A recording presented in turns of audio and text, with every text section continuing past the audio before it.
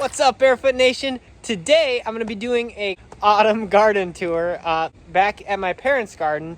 In other words, the OG tropical garden. Let's go! Alright guys, so I'm going to start this garden tour here in the back left-hand corner of the garden. This is one of the drier sections, and the reason for that is I really want to showcase these beautiful Fargesia bamboos, and particularly I want to showcase that one there. That was planted in 2017 out from a 5-gallon container, and it's taken years and years to grow to be this big, and actually had rabbits chew that thing. You can actually see last year's growth, how it's full and low like that. That's because rabbits chewed last year's canes or culms down to almost nothing.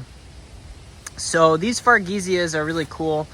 This one is planted out from a 2-gallon pot and had the same fate belie it with the rabbits. But you can see that it has fared a little bit worse. So I think that 5-gallon plants are a really good bang for your buck. I guess what I'm saying is either go with like a 1-gallon size plant or a 5-gallon, but 2 to 3 gallons as far as clumping bamboo is concerned probably isn't all that worth it as far as money is concerned. And you can see that the vinca that I planted a couple years ago out from 4-inch containers, 7 plants, is starting to make a nice ground cover. I don't remember how many years that's been in the ground, probably at least 4.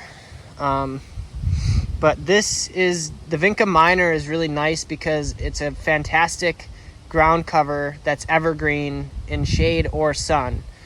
They do have a cute little purple flower in May, more so in sun, but yeah, that's to be expected. Everything flowers better, and most things flower better in sun. Other things that are notable about this garden, as you know, I don't pick up leaves, and I have strongly encouraged my parents not to as well. And so far, in the gardens at least, they obviously, probably should mow them in the grass just so that they don't smother your grass. You can see that as of recently that there is some deer pressure. It used to be growing in a really pretty S-curve that kind of accentuated the bed line, but what happens is when you put when you put a bird feeder low to the ground like that, the deer actually will knock that and get the seed out. Luckily we don't have rats, but yeah, so now we have deer, or now they have deer. Isn't that lovely? So that is not my parents' bird feeder. That is anyway, I have a bone to pick about that. So other things you can see that the deer have not eaten are these ostrich ferns and liriope, so that's pretty cool. And obviously the myrtle, just like I showed you, or Vinca minor. But they have eaten Japanese forest grass for the most part, and they also have left the bamboo alone. That is usually the case. You can see the big almost tree right here. This is a spice bush. This is a native plant to the northeast, and you can see it's starting to get its yellow, its beautiful crisp yellow, lemon yellow fall color. But these are one of the shrubs that are gonna have a beautiful kind of Japanese maple like form to the branches. So if you think of a Japanese maple, at least a grade A Japanese maple, that's a separate video, the different gradations of plants, you can see that they have a nice kind of trunk and branching pattern like that. Well, spice bush does a very similar thing pretty reliably if you don't trim it. If you trim it into a meatball, then, well, you know. You can see here, you can see that the redbud, which I planted back in 2015, this has grown into a behemoth, and I think it's at the point now where I could, if I wanted to, prune off all the low branches and really just leave this kind of upper branch structure. But then the disadvantage to that is then you'd have a direct path or a direct view into the neighbor's yard. And during the middle of summer, this redbud is really nice and dense, and it provides a good screen. Underneath it, you can see more of the big blue liriope, which is been in the ground for a few years. I also have a limestone boulder, which is starting to get some sort of growth on it. I don't know if that's algae or what, but it's pretty cool. Of course, redbuds will give you babies, so you can give redbuds to all your friends. And then you can see I'm kind of echoing the Vinca minor, except right there is a variegated form. And then I also have a Wojo's Gem Vinca, which was sold as a planter for annuals. The tag says that it's hardy to zone 7, but these have been here for quite a few years, and they've seen temperatures down well into the negatives with no snow cover, only leaf cover from the autumn leaves. And they clearly, it's not like a super vigorous ground cover, but you know, that might be great for some of you guys who just need a little bit of beautiful evergreen interest. I mean, those things are so cool. Once everything else has dropped its leaves, this combo. I won't go too much into that used to be a beautiful hosta. I believe that's a Paul's Glory or an Innis wood. And then over here, can't really see the bed lines because of the leaves, but you know, giving it to you guys raw, you know I like to do that. But this bed has kind of a nice S-curve to it. Right here, this is a clump of Spagelia marilandica. This is another really rare native plant. I guess it's so rare to the point where people who like native plants don't even know that it's native. And then there's also, so this is the species form, and then there's also two others. You can see one right there, which I don't know what happened there, but something. And then you can see another little redhead. Little redhead is the variety. Little redhead right here. And then these things, dude, this is so cool. These are impatiens, but that came back from seed. I mean, how cool is that? I'm in zone 6, Western New York, and impatiens are a tropical flower. And somehow, by the grace of God, these things came back from seed. Super. And then you can see here, this is a June hosta that the deer left alone for some reason. I don't know. Anyway, there are some green hostas in here, and the green hostas got eaten first. And then there's also a really old blue angel in here, which is absolutely gargantuan, and that, as of recently, got eaten as well. Sorry, I didn't mean for this really to be a video about deer and how much they piss me off, but you know, I'm sure that many of you guys deal with deer browsing issues. So this lovely shrub right here is a bottlebrush buckeye, or Aesculus parviflora. It was recently planted, and it's going to grow to, if I step back, you can see this gap in the garden, or in the garden, in the woods, essentially is what I'm trying to do. And that's going to kind of fill that void in, along with the elderberry, which was a volunteer. Check out this tree. This thing is so cool, because I didn't plant this. So this is one of our, it's some kind of cherry. I actually don't know at all what this is. I'll show you guys the root flare, because that's really cool. I just cut the ferns back recently, because they were done. They actually got killed back because it was a pretty dry summer. So this cherry here has been in the ground, has planted itself for, I don't even know, probably 3 or 4 years, and it's already like 12 feet tall or more, probably more like 15 feet tall.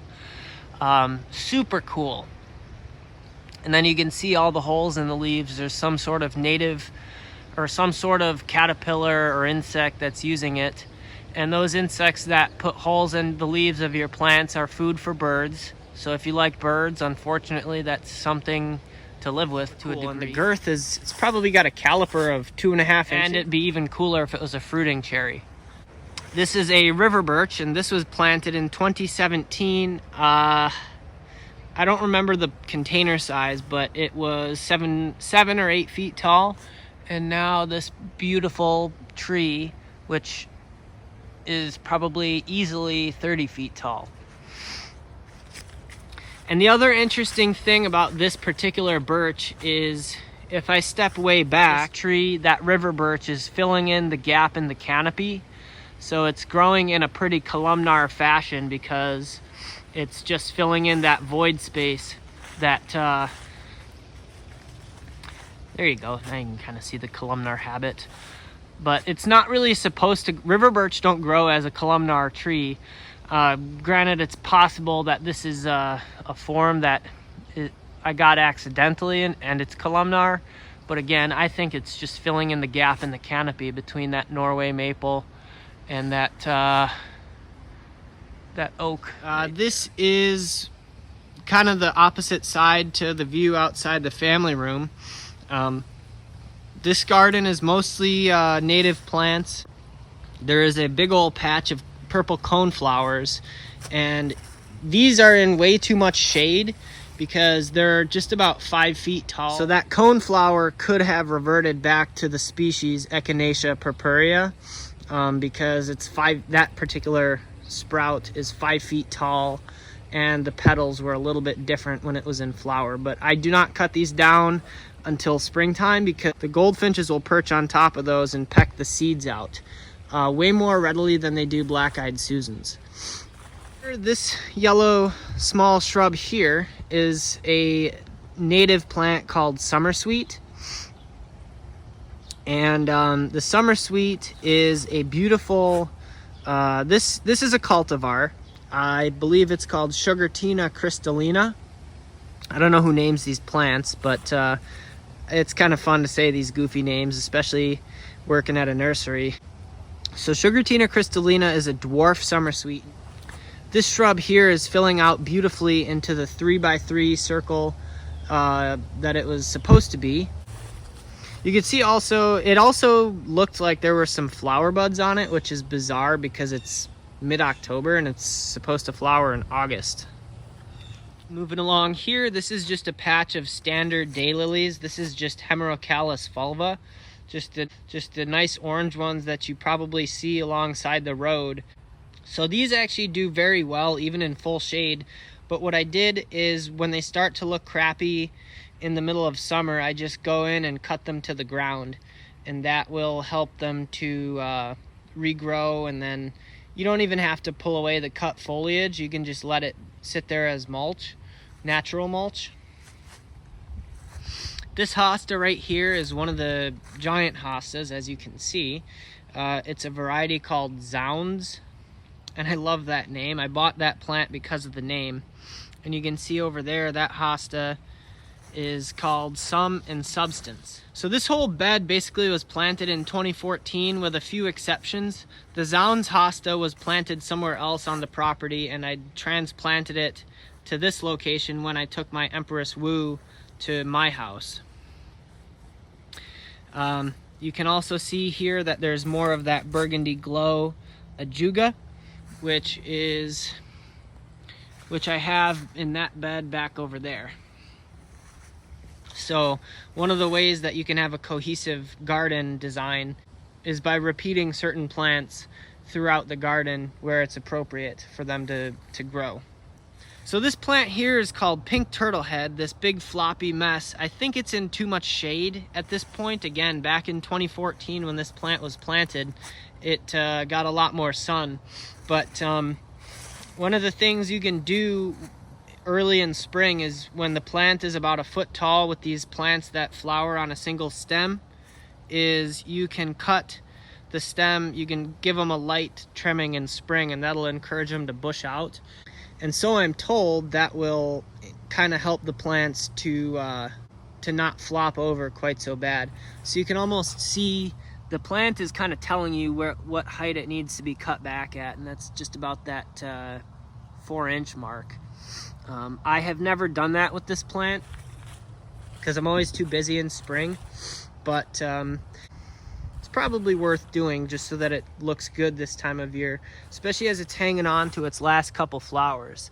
If you guys have hummingbirds in your area, they will fight over the flowers when they're open on this plant and it's warm out. And then of course the focal point tree in this garden is an Amelanchier canadensis. In other words, in English, this is a serviceberry, also called shadblow.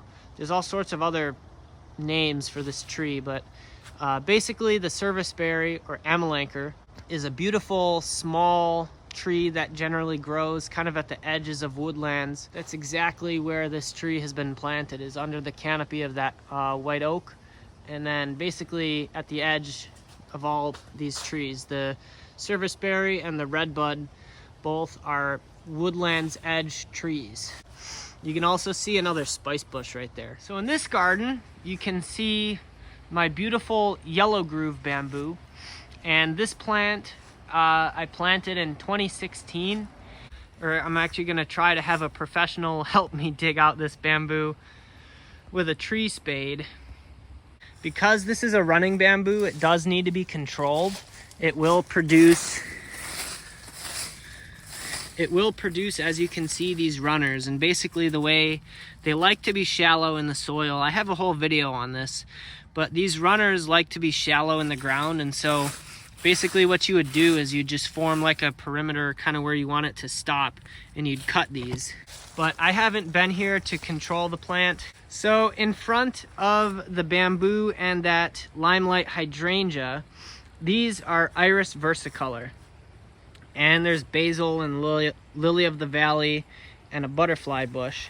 But all of these the irises look pretty bad because they don't get enough sun. So you can see that the bamboo is pretty, it has a pretty wide spread to it. So once the bamboo goes out, this bed is gonna get a lot more sun all year, and that's probably gonna make a lot of these plants do a lot better. Another thing here, you can see these are hardy Agapanthus. So this variety is called Blue Yonder. Again, it's a plant that likes full sun. And although those are all seed pods, I've never had one of those germinate ever. I don't think they germinate well if you expose them to really any amount of frost or cold.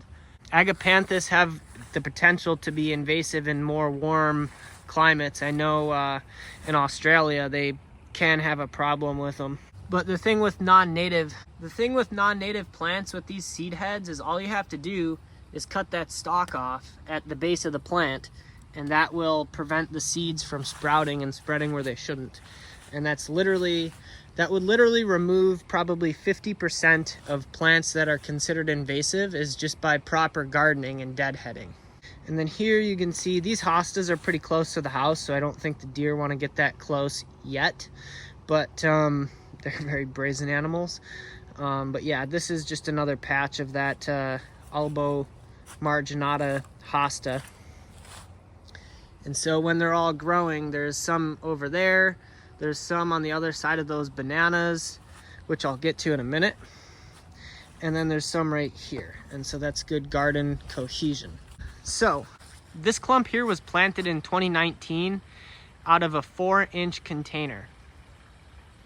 And that seems to be really helpful with hardy bananas in marginal climates, is planting them out from a small size. I don't know why, but that's just what I've observed. I have a few hypotheses why, I guess, but yeah, it's interesting. So these bananas here, believe it or not, during the summer they don't get a ton of sun. They still achieve a pretty good size. They can be grown in part shade, but they need more protection in the winter and that sort of thing. You can also see a beautiful clump of Fargesia rufa, and this plant here is getting close to maturity. And it's beautiful because it's evergreen and super hardy. And again, this is a clumping bamboo. So you saw over there, that's a Philostachys, which is a running type. That's what you plant in cold climates to get thick stems and tall privacy. And the Fargesia rufa is great for shade and to get privacy in areas where you don't quite need 25 feet of you know, 15 to 20 feet tall of growth. So this shrub here is a skip laurel, and these plants are hardy into zone 6A, I would say. This, you can see, had a lot of damage. There are some dead stalks that I haven't pruned out. I'll probably do that in the spring. Ideally, you do that right as the new growth is coming out in May or June. These shrubs are actually pretty cool because they can turn totally brown and look completely dead, and chances are they'll come back from the wood, just like a deciduous plant. The key is with these in cold climates is to start them at a bigger size. So don't be getting the little 2-foot tall skip laurels if you live in zone 6. You definitely need to order them in from your local nurseries and start them out at least 4 feet tall. I mean, that seems to be the best way to be successful with these in a cold climate. And you can see that the laurel here is in full shade during the summertime. So that's another cool evergreen screening plant potentially. This patch here is pretty cool. There's a lot going on. I've got some different types of sedge, and this is actually a camellia that's hardy to zone 6. This is one of the Sasanqua types, and its variety is called Autumn Spirit. So camellias, if you carefully pick the variety, can be hardy into zone 6. And unfortunately, guys, I don't remember all these different Carex. It's like the Ever series or something, Everest or something like that. When I expanded the pond on this side, I clearly dug out a whole bunch of these ostrich fern rhizomes because, as you can see, they have formed another clump, which is kind of cool because it's like a nice line. You can also see right here, this is Vinca major. This is just the typical variegated form that you find in nurseries for pots, but again, they're fully hardy into zone 6. This hosta I actually got as a gift for one of the graduations that I've went through. The variety is called Cool as a Cucumber, and it's been here for quite a while. I actually meant to dig this plant out and take it to my house, so I'm gonna have to do that sooner than later here. I love the variegation on these leaves. I mean, I love it. It's just stunning plant. Can you tell I like that hosta? So yeah, you can see that my dad this year, his method to keep the leaves out of the pond instead of going in there with a net every day is to just put a big old net over the whole pond itself. And that's a perfectly viable method. I never did it because I thought it was ugly, but you know, that is a lower maintenance way to go about doing that. Just keep in mind that if you do that, you still need to get these out of here because they're still going to tint your water brown. You can see over here, got a patch of Liriope spicata, which this stuff, even in zone 6, it's not like super aggressive, particularly in this spot because it's contained by patio, a pond, and a footpath, which you can't even see the slate, but there's slate under there. And then you can see over here that this garden here underneath these elderberries is going to sleep. But this area is cool too during the spring. I should have filmed a summertime garden tour because these are all different varieties of hostas that have a similar variegation pattern. Like you've got Gold Standard and Paul's Glory and Guacamole, and so they kind of all go through that area, and it's really cool. And this is a native violet because I like pollinators, and you know, it's probably a weed to many people, but in the middle of the summer before it kind of starts going dormant, it actually has a perfectly rounded form just like a hosta. So this plant here is called Italian arum. It's cool because it's evergreen and summer dormant. So this is, given that it's native to Italy, the summers are usually way too hot, and even though the summers in Buffalo are not that hot, it still has that same cycle. It's really incredible that even in a cold winter, it still pretty much stays evergreen. Super cool. Another shrub here that's really young and super slow growing is this leucothie. This particular variety, even though it doesn't look like it, is Gerard's Rainbow. You can see that it has some of that variegation right there. This is another broadleaf evergreen that's hardy, well into zone 6, and I believe it's rated to zone 5. Then you got some royal purple liriope right here. Have another Fargesia rufa. That was planted out from a 10-gallon pot just to see if it's worth it to start plants when they're bigger. And I would say that it is. And then of course you have this clump of bananas, which is just speaks for itself. I'm in love with this. This plant is just amazing. So this plant was planted back in 2014 as, again, out from a 4-inch container. And this plant, that year, that winter of 2014, it got the air temperature down to -15. But luckily there was a lot of snow, and it was also buried under one heck of a mulch pile. So that really helped this plant. But I mean, again, just to walk underneath bananas. But you can see that the grove kind of forms a grove and wanders a little bit. It's worth noting too that this is one summer's growth. So when it gets cold out, the frost will come and turn all this into mush basically. And then what I do is chop and drop all of this canopy to the base of the plant, and that will, I have a whole video on protecting bananas. And that's basically it, guys. And there's a blue jay. And then you got this poor windmill palm. I got that from Florida, and if it got watered 10 times this summer, that would be lucky. So it's hanging on, but I think I'm gonna have to confiscate this guy from my parents because it is just suffering. All right, guys, so that will do it for the 2022 garden tour back at the OG Barefoot Gardens. If you want to see more content just like this, be sure to smash that subscribe button and tap the bell. If you like this video, be sure to give it a big ol' thumbs up. And, you know, if you didn't, then give it a thumbs down. Don't do that. That's mean. Thanks for watching, guys. See you on the next one. And we got ourselves a forest.